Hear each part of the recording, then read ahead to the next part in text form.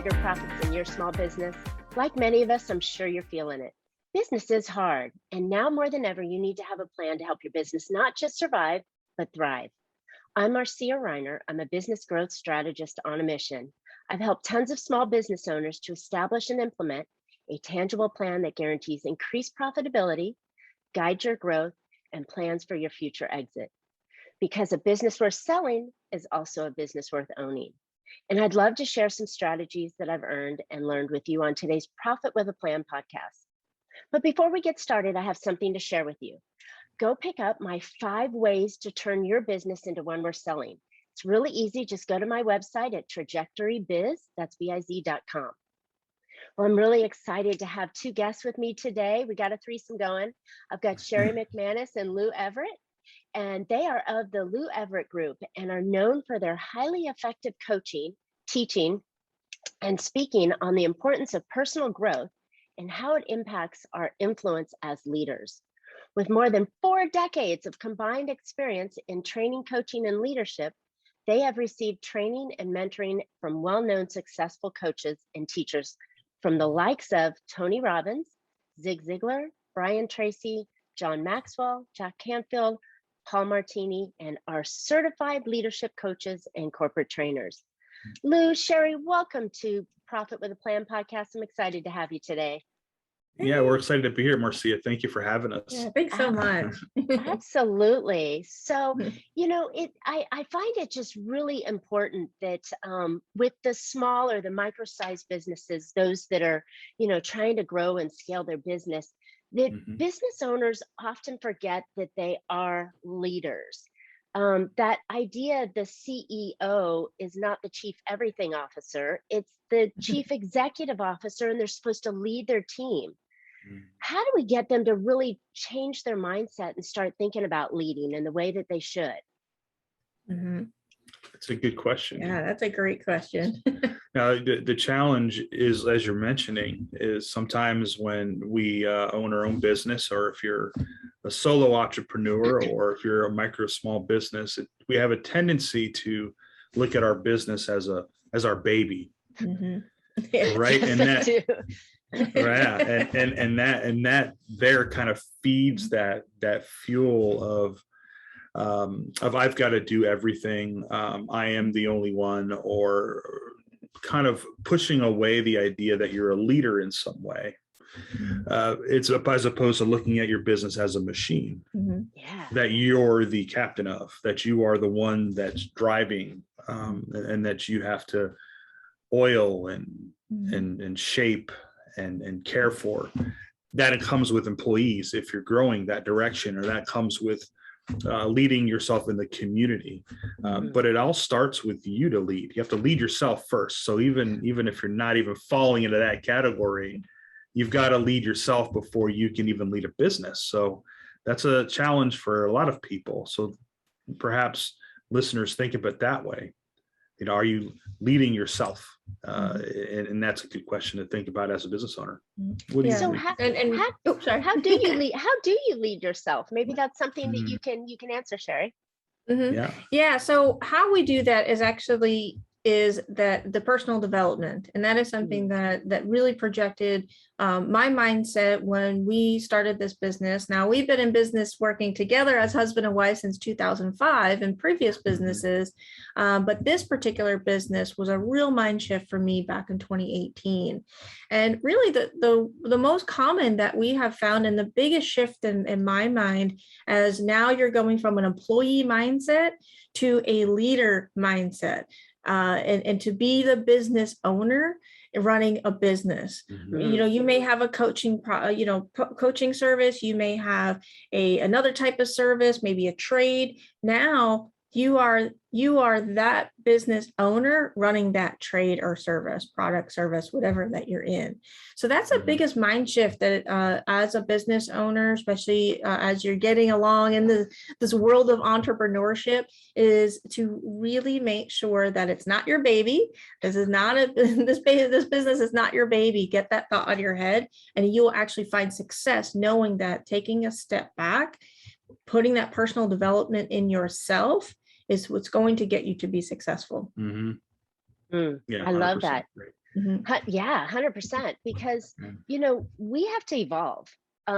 Most of my clients and listeners, we all probably started our business because we knew a service or a skill set or a gadget that we could produce. And we thought, I'm done with corporate or the man, and I'm going to go do it myself. Then we got all in the involvement of doing it rather than creating the company around it. And I think that's the piece that, we should be continuous learners, right? We should always be going in and improving ourselves on this. And that's what you guys teach to, is that leadership component. So when you're teaching someone to come in and take those reins, what are some of the early strategies that you would consider before we maybe get into some advanced strategies? One of with our clients, we call our clients partners because we really value where they currently are. We've been there, so we understand that, and so we're partnering with them in their success. So we right in the beginning, we begin with identifying your purpose, your passion, and your why. What are you passionate about? Now, you may have been in business for 10 years. It doesn't matter. When you begin working with us, it's a matter of really narrowing down, are you really where you want to be? Why go through and work with expert professional coaches like us for a year, 2 years, 3 years, and then realize at 3 years that, I'm not really passionate about what I've been doing. I just been doing it because it's made me a couple of bucks. It's not going to be worth it. So right away, we begin getting right to the root of the matter and helping identify what those passions are. What's the purpose of that passion, and why do you have that purpose? What does that look like? And then we begin at that next level, we take a journey into a successful future where everything what you are setting out to do or have begun doing is successful. And we paint the picture of what that looks like. What does that success look like to you? How many employees do you have? How much revenue is your company bringing in? Even better yet, how much time do you have with family and to do the things that really mean more to you than other things? Once we have that picture built, now you've got some skin in the game. Now you've begun to rebuild purpose behind what it is that you're doing. And then you begin to live every day as a business owner and as a person with intentionality. Wow, that's really great. So, the funny thing that we always forget is that we become our business and we start living it. We're probably married to that longer than we are at home with our family. So why not have something that we feel passionate about and enjoy? But I like the way that you come around it and say, okay, let's kind of revamp your business a little bit and figure out do something that's important to you, right? Not just the money side of that. So how do you figure that out though? I mean, a lot of us, we don't take that time to really kind of step inside of ourselves and go, what does that really mean? And then how do you really monetize it if it's something that's not monetizable? If it's not, I mean, if my passion is, gosh, something odd. Okay, maybe I like dogs, right? We're both dogs folks, right? And so if my passion's dogs, but I'm running a supply company or a service, I'm an attorney. How do I bring the two together? It's a good question. Yeah. And it all starts with identifying those, and we all have different passions, right? And just because you're successful doesn't necessarily mean monetary. People are passionate about a lot of things, but money is not necessarily the driver, right? There might be other things like, okay, how am I going to impact my community in a bigger scale? How am I going to save more dogs' lives over time? Or whatever the case may be. How am I going to make this particular specialty dog treat that nobody else makes for the benefit of? So there's all of these avenues, and realize, and then coming back around to what you were saying. What if you're a lawyer and you just absolutely you're passionate about dogs or horses and their life? And okay, so one can feed the other passion. So it doesn't have to be the passion, but something that feeds it. So when you have your lifetime or your free time, you get to have, okay. I And like also Why that. not? there's a difference between having a business and also having a hobby. Mhm. So Mm, that's a so true. distinction that you might want to, as a, if you're going on to this entrepreneurship, which a lot of people are doing because they're finding the value in the fact that, hey, I'm tired of my job. I've been burnt out. I've been sick. I mean, I get it. We hear this all the time. Now I want to get back my time. I want to get the financial freedom. I want to have family time, have that my own time to build what I want to build that's going to Mhm. make for a greater good. But before you make that decision, is it a business or is this something that you want to do for as a hobby? Right. And that's okay. Entrepreneurship, I'm telling you, the journey is not for everybody.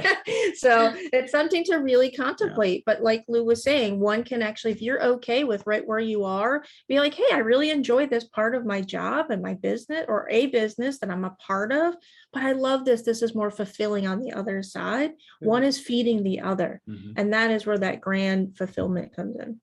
Love it. Okay. So now we've figured out that we've got a purpose, and whether it aligns with the company or it feeds that purpose, the company that I'm doing, what do I do then? How do I bring that to life? You ever done one of those maze puzzles when you were in school, or maybe a corn maze, right? Where Mhm. if you look at it, you always have a start and then there's the end. And on paper, you can see all the different areas where you could possibly go through to get there. Or in a corn maze, you'd have to see it from above to really see it. But you've done those. I think we've all done those. And I remember in high school, because I used to enjoy doing them, but they were frustrating at the same time because I'd always go one way and hit a dead end. Or like, oh, what are you going to do? Which is almost real life, is it not? In business. However, So if you take but if you take a look at that corn maze at a different perspective, or look at the maze puzzle from a different perspective, and a friend of mine taught me something that works with a maze, with a puzzle, like a maze puzzle like that. He says, well, instead of starting at the start, try starting at the finish line. Ooh. Start at the finish line. What your brain does is already seen it from the beginning, and you're now seeing it from the end and working your way backwards. And that actually is a lot easier, and you'll get done a lot faster. Mhm. And it works. Mhm. If you want to try it, trust me, it works. Right. So if to answer your question, we do the same thing when it comes to, okay, I've identified my purpose, or at least a few of my purposes and my passions. But now we got to identify, well, what's the why? How are we going to get there? Mm. Well, we got to start at the end first. Yes. We've got to Stephen see Covey. that's, Mhm. yeah. Stephen Right. Covey, that's one of my Yep. philosophies, is that you've got to know where you're going. So start That's with the end in mind. I love it. I'm right. so glad you're connecting on that level. Yeah. This Yeah. is great. Well, it's like a GPS. We use GPS every day. Mhm. And what do we, Yeah. in order for us, right? If we don't know how to get somewhere, what do? We put the address in the GPS to see where we're going and where we're coming from. It needs those two pieces of information. And if you don't have those two pieces of information, then you can't get there. Because Right. if you Or at least don't know what faster. that end, well, you can't get to the end point because you haven't determined what the end point You is. don't know what the end point is. It's like, Or I'm you just going to can't get in the get car there and if you don't drive. know where Yeah. you're starting. What are you just gonna That's right. like jump? I mean, Right. That's right. So Yeah. crazy. Now, there are a lot of Good people in stuff. life that do that, though. There are a lot of people in life and in Tons. business that just, I'm just going to just go and see what happens. Right. All right. But what if you had a way to skip the line a little bit and being able to find a better way? And that's I the love better it. way. Yeah. I love it. I love it. It's so important to have focus and clarity and a clear, distinct direction that you're going in. And That's that's understanding where the end is in mind.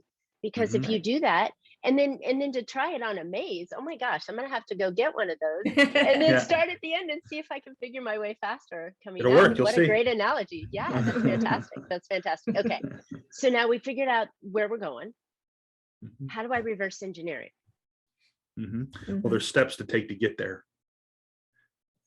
And we believe that people already know those steps. We have to pull back the noise to find it, though. Mhm.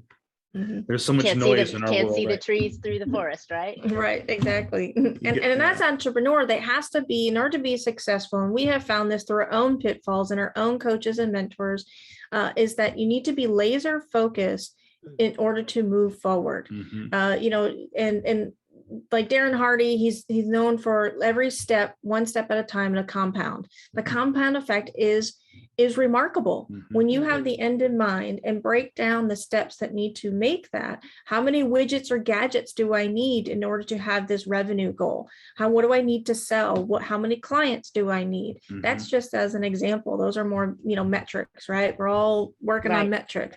But if we can't chunk those down, then it's going to be super overwhelming, not laser focus, shiny object syndrome, which is, everybody has that at some point. But once you get someone, either a mentor or a coach or both, is when you start to laser focus on your business, can bring it to that next, whatever level it may be, in that next step for you to get that clarity. It's so, so important. So these are all leadership skills and incredibly important, but people don't put the two and two together. They're thinking, okay, this is like you said, these KPIs or these metrics that I'm trying to work on. They're from my business point, but they don't come back and make it the leadership point. So I love how you're pulling those two together, because we're leading the company, we're leading the ship, we're flying the plane. We're doing it. So we've got to have these pieces in place. So that's exactly right.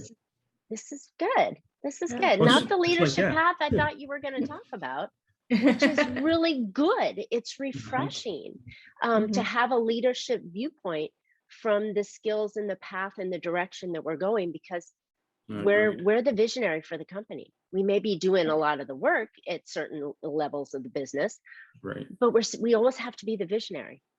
And bring the team, whoever they may be, the contractors, the employees, the assistants, the CPA, the attorney, the banker. We got to bring them all with us. So we've got to have that plan.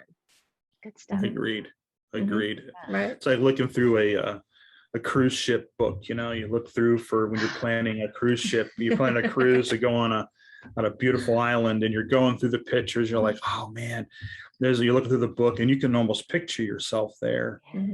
But looking at it is different than doing it, because when you do it, there's steps. We even pack a bag to go on this cruise without ever stepping foot on the boat. We prepare to go, sometimes weeks in advance.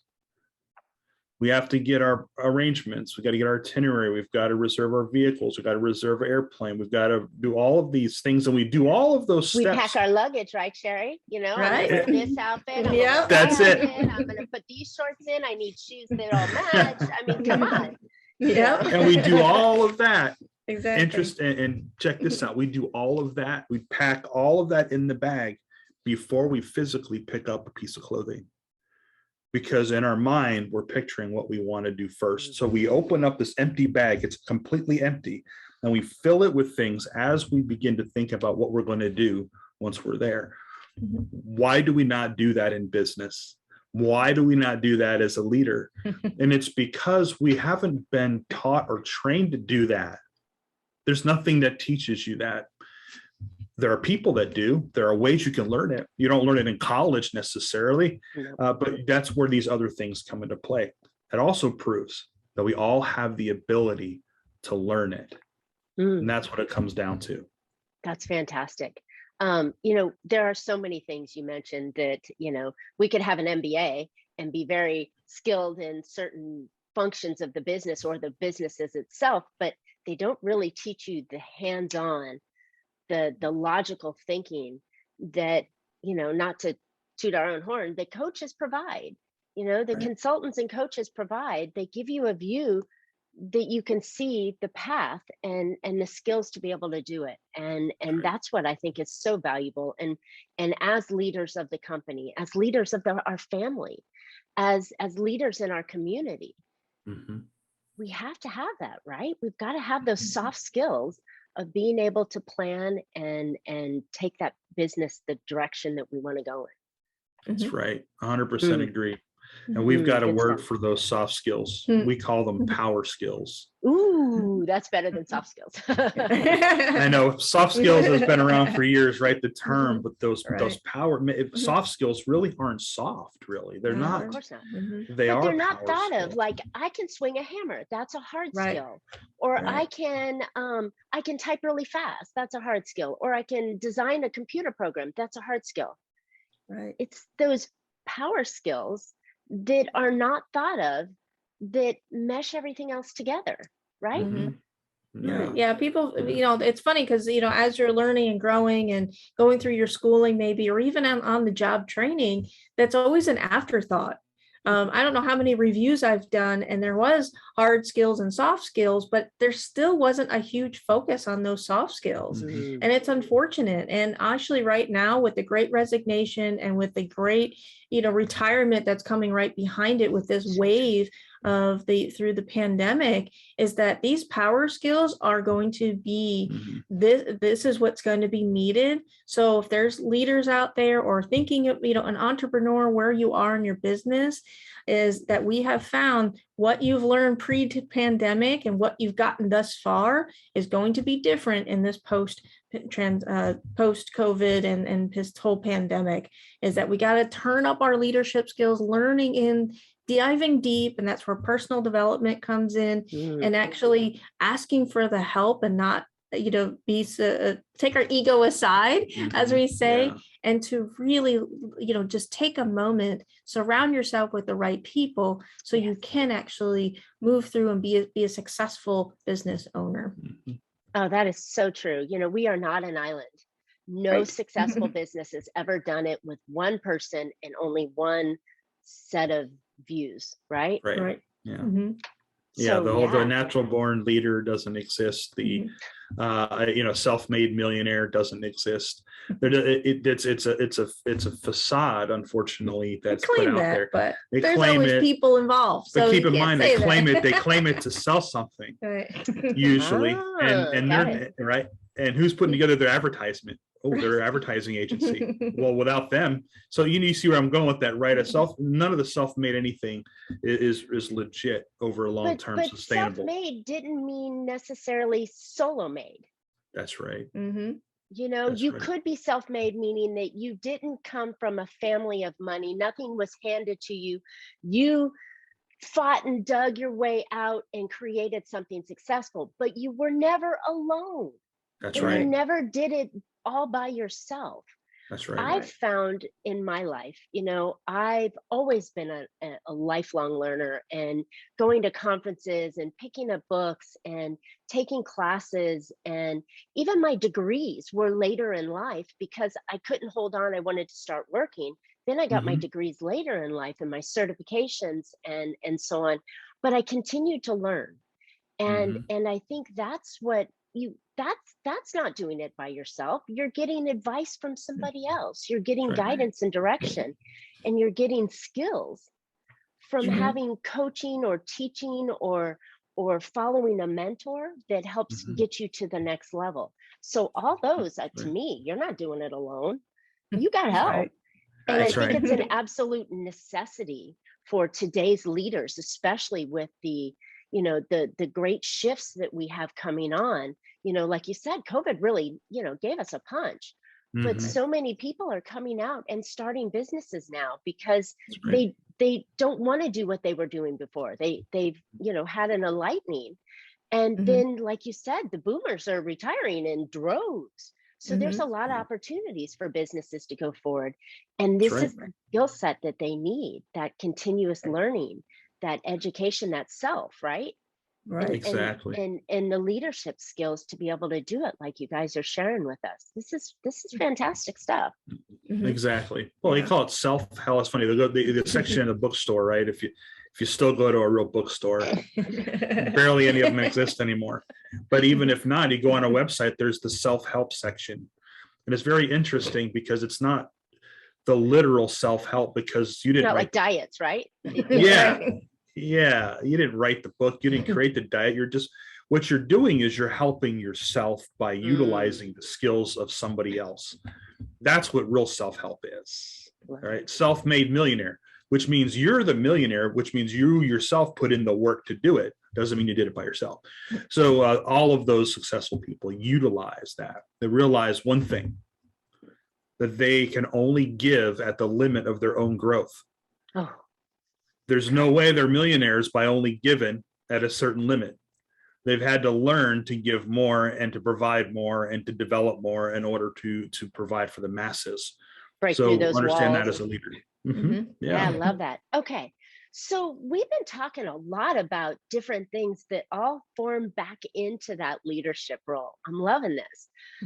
Let's go back a little bit more. You said that we're going to find an awareness and our purpose and passion and the why, and then we're going to go in and do some self-help. Are there any frameworks or methods that you teach, kind of at a high level that would help us kind of work through all this and get to those answers? Yes, there really are.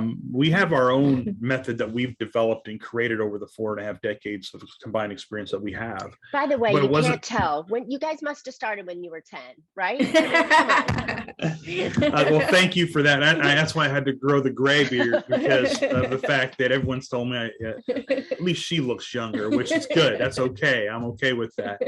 Yeah, no, it's been I started early. We've got older children, they're in their 20s and grandchildren. So we do go back a minute. We've been blessed with looking younger.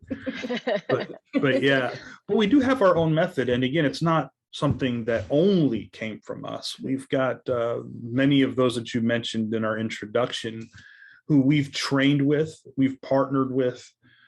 We've had that are our personal mentors. John Maxwell is a good one. I've been a mentor. He's been my mentor, not just in books and in writing, but we've met him in person. We've talked with him, and others that throughout the years that aren't necessarily as quote unquote famous as those individuals. But by that training and those license and those certifications, and then our experience out in the world of business and owning our own business, we've put together a process or a program that we believe, we've seen it through our clients, creates that highly successful focus and laser focus, as Sherri says, on their business as themselves or as a business owner or a leader in their company. So that process really begins where we started with passion, purpose, why. And there's no end to it. So we begin then, now we get to take the steps based upon wherever the person needs to go. So if you want some examples of what that process looks like, we can provide that. Yeah.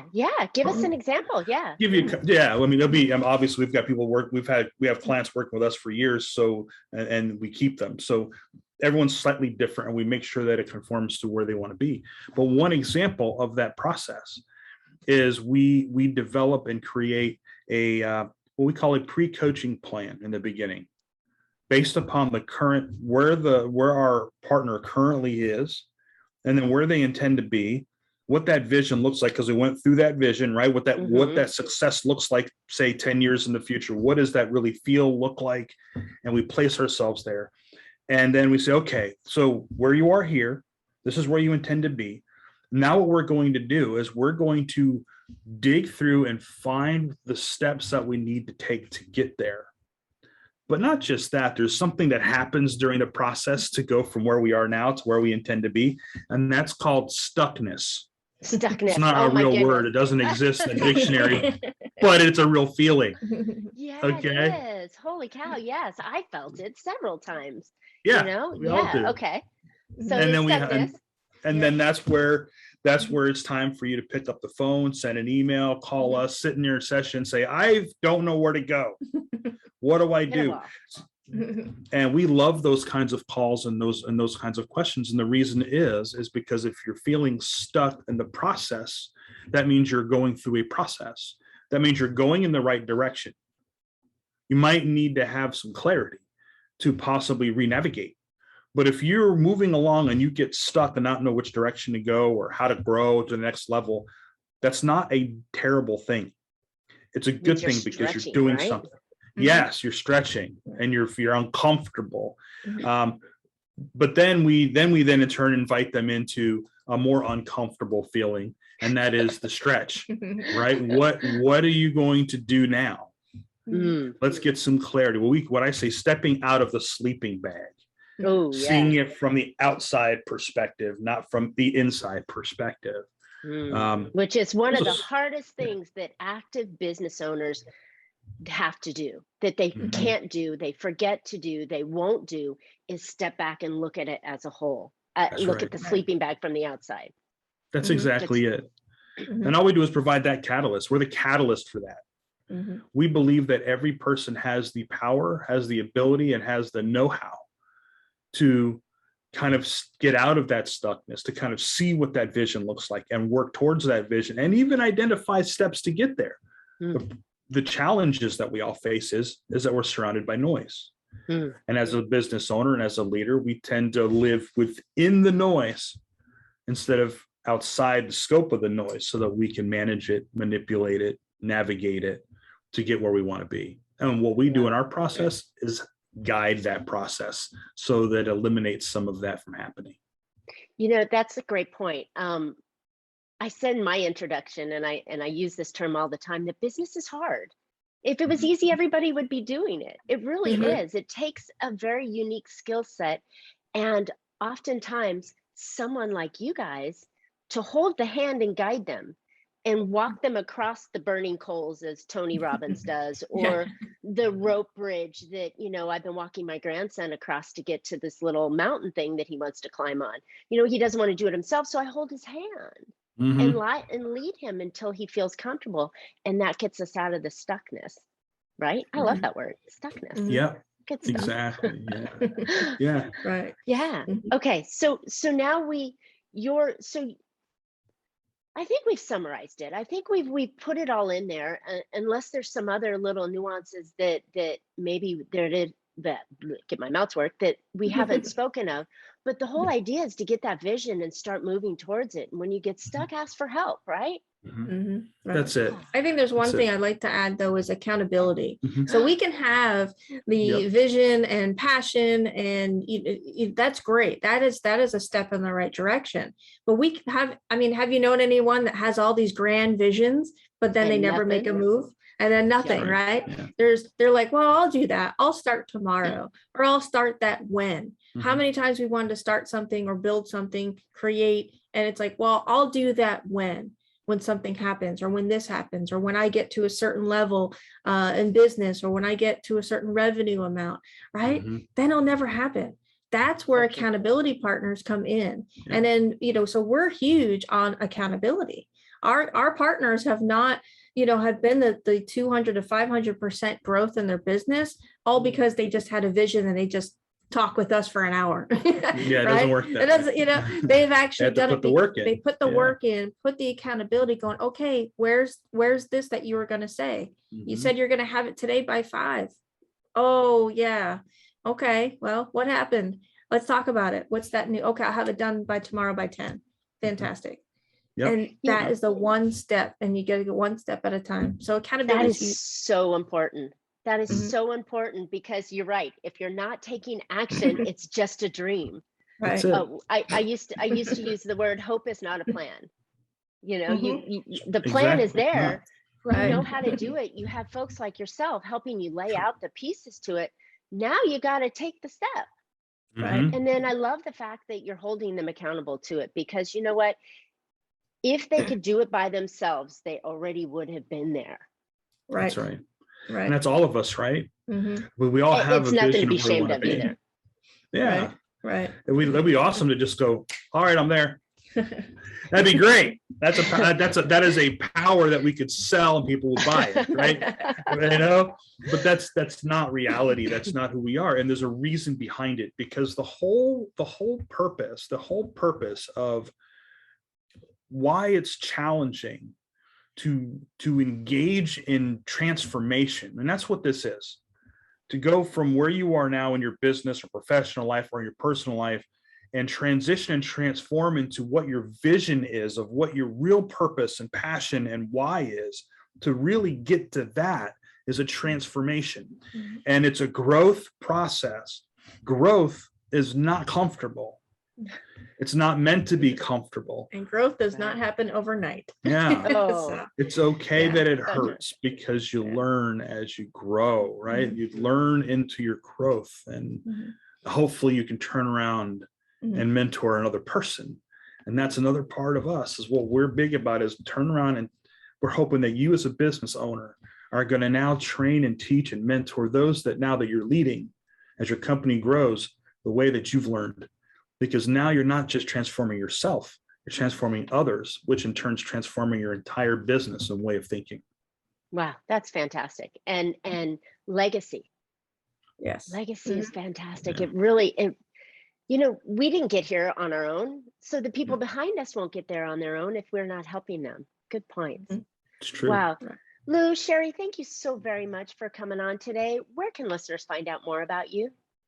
Sure. We can go to our website, loueverettgroup.com. We're also on LinkedIn. We're also on Facebook and Instagram. So feel free to contact us. We love to have people reaching out, having, what you shared today has impacted their lives. That would be fantastic. Well, we actually pick up the phone, so shocker, right? Believe it or not. Believe it or not. Let's reach out. We'd love to hear from you. I know that you talked about passion, purpose, and why, and I'm going to venture out to say that I'm sure your listeners would enjoy a free action guide. And so we'll make sure you have a link to that. They go download this action guide that guides them through the process of physically identifying what those things are to see if they're in line with where it is that they're going. And that becomes your North Star. So the days that you're just kind of like, wow, why am I doing this? That becomes your North Star. Oh, I love that. That is an important feature of being able to remind yourself to get back on track, right? And to have it as a North Star, whatever your plan is. I have a grease board next to me that I constantly look over and go, okay, that's where I'm going. That's my to-do list. That's my things that I have doing. But that's a really good point, is to put it up there so you can see it and call it a North Star. Keeps you focused. It does. Awesome. Well, all right, listeners. Thank you for listening today. I hope you found an idea or two that you can put into your business that will help your business be more profitable. I really encourage you to take up Lou's and Sherri's idea on finding out what that purpose is and creating that North Star for yourself. So that way you know where you're going. And the link will be in the notes for that, the download that he's offered. So, and while you're at it, now more than ever, it's so important to build your own profit plan. Don't forget to pick up my 5 ways to turn your business into one we're selling right now. There's lots of benefits to doing that. So go to my website at trajectorybiz.com. And as always, Lou, Sherri, and I would love to hear your questions or comments, or what's your North Star? What are you looking to do? And what are some leadership characteristics or even things that you've learned and listened to and you're going to implement out of today's show? Go ahead and comment on the podcast notes, and one of us will respond back to you, and we'd love to hear from you. And while you're at it, subscribe. All right, you can catch Profit with a Plan on any of your favorite podcast players, and we're looking forward to more great profitable information on next week's show. So until then, make your plans and profit with them. Thanks, Lou. Thanks, Sherri, so much. Thank you.